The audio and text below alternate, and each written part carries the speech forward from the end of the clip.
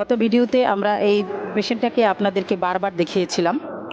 তো আমার এই পেশেন্টটা আমাদের হসপিটালে অজ্ঞাত অবস্থায় দীর্ঘদিন যাবৎ ভর্তি ছিল। বলতেছি, এর কারণ অবশ্যই আছে। তো এই রোগীকে আমি আর অলেসা খালা দেখাশোনা করতাম। ওর যাবতীয় আর্থিক যত কিছু লাগে, খাওয়া দাওয়া সব কিছু অলেসা খালা দেখতো, আর আমি আর্থিক বিষয়গুলো আমি দেখতাম।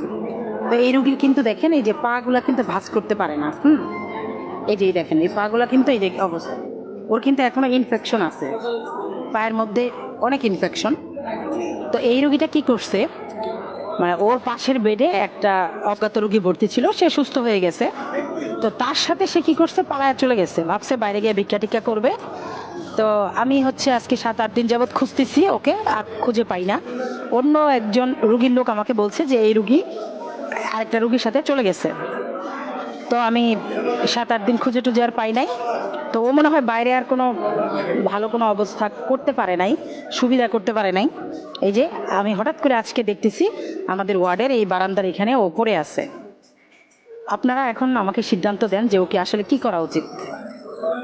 ওর জন্য আমি এত কিছু করলাম বা করতেছি, ও সেটা একবারও বুঝলো না। ওর কিন্তু একটা হাতও নাই।